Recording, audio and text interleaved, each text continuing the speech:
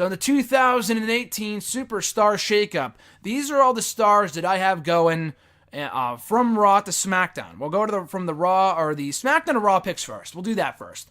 So here's who I have pegged going to Raw, and I could be completely off here. I think I got most of my picks down last year in my Superstar Shakeup that I did for 2017. So we'll see if how well I do this time around. Now, they have not stated if NXT call-ups are still eligible. I don't think they were last year. I think it was just trades between the two shows. I assume they will be. I did not read the NXT tapings from this past week that were recorded on I think Wednesday night. But Andrade and Almas has got to be main roster bound. And I guess they could do Almas and Black 2 at the TakeOver Chicago show, or Black, Almas, and McIntyre, and a three-way if McIntyre's good to go by then. But just that being said, I don't think they're going in that direction, and I don't think they should. SmackDown needs all the help they can get. The Iconic Duo is great, but when Raw gets a Lashley, Joe, Hardy, Authors of Pain, Moon, and Jose, and SmackDown only gets Royce and Kay, who are really kind of just a two-for-one deal, that's kind of shitty for SmackDown. So I hope they do get more call-ups. Cassius Ohno would be cool. I'm not expecting it. That's kind of a dark horse. And I think a lot of people are pegging Sanity for a main roster call-up. They would also bring, hopefully, Nikki Cross along with them. That's another woman for the SmackDown roster. So I would bring Sanity up, as well as Andrade and Almas. So anyway, here's who I got going from SmackDown to Raw. Randy Orton, who I know just became the number one contender of the United States Championship on SmackDown this past week, but he's got to go to Raw. The only feud that we've yet to really... I mean, we could see Orton and Nakamura, Orton and Styles. We've seen Orton and Bryan before. Orton and all these other people a million times. I guess they could move Orton and Mahal together to Raw, but... I don't know. I really do not really care to see Orton and Mahal on the same show anymore. Their feud has been terrible as it is. That would mean that it would have to continue. So I hope that's not the case. But I would move Orton to Raw, turn him heel, because the guy needs a fresh coat of paint very, very badly.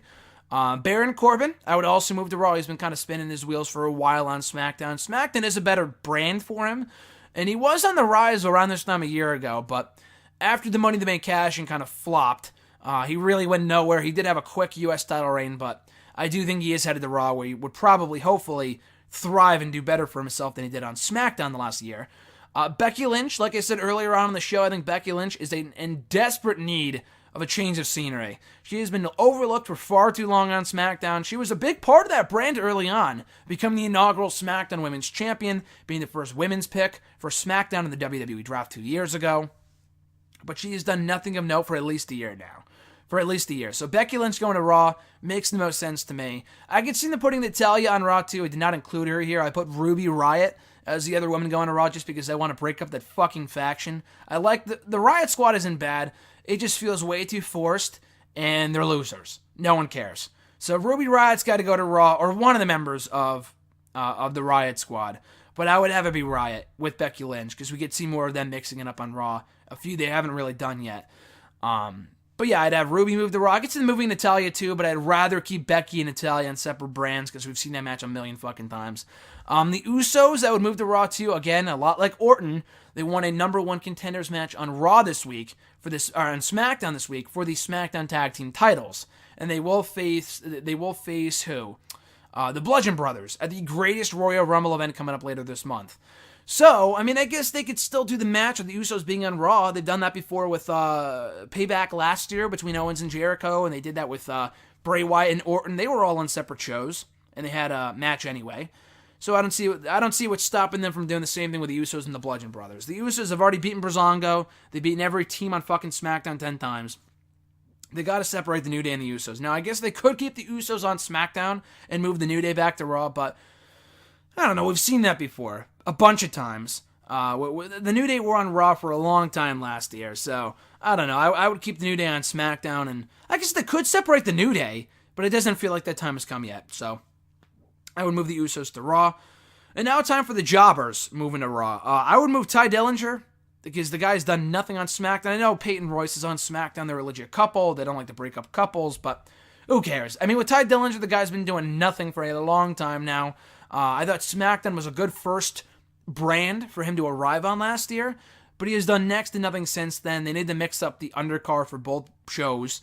So I'd move Dillinger to Raw, I'd move Dillinger to Raw.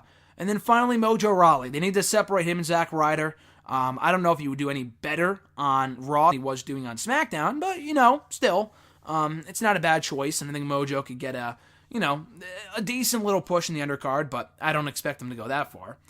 So now going from Raw to SmackDown, here's who I got. I mentioned him earlier, but Jeff Hardy. I think Jeff Hardy, now is the time to push him as a single star. He can be a very valuable asset to either the mid-card title picture or even the world title picture. I think Hardy, Bryan, AJ, Nakamura, that's a pretty stacked main event scene right there. So I'd move Hardy over to SmackDown, Finn Balor along with him. Miz and Rollins are doing their thing currently over on Raw, over the Intercontinental Championship. They don't really need Balor anymore. I'd move Balor over to SmackDown. He has been just an afterthought on Raw for a long time now, and I think he has a better shot of winning World Championship gold on SmackDown than he would on Raw. So I'd move Balor over to SmackDown along with Carl Anderson and Luke Gallows, and then the whole Balor Club has barely scratched the surface in regards to what they're capable of. So I'd move all of them to SmackDown, hopefully turn them heel, because those guys have been floundering for a long-ass time now. Asuka, I'd move her to SmackDown too. I thought she was moving to SmackDown anyway and winning the SmackDown Women's Championship. Obviously not the case. But I do think Asuka is needed more on SmackDown at this point than she is on Raw. She's already faced Nia Jax, Alexa Bliss, Bayley, and Sasha Banks a million times. So I would move her to SmackDown.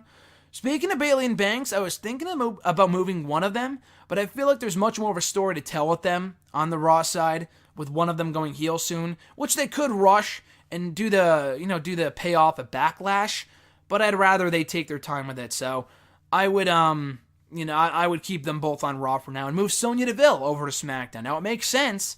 I mean, I guess it would make sense for Paige to enlist both Sonya and Mandy to SmackDown.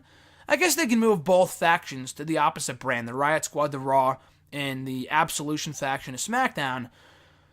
I don't know. I really don't care about either of those factions. I think they could do a lot better for themselves if they were separated. So I'd move Sonya to SmackDown, especially since Ronda Rousey's on Raw. You don't need two MMA fighters on the same show. So I'd move Sonya over to SmackDown. And now time for the jobbers, like I said earlier. We got Ty and Mojo going to Raw. So to SmackDown, I got Apollo.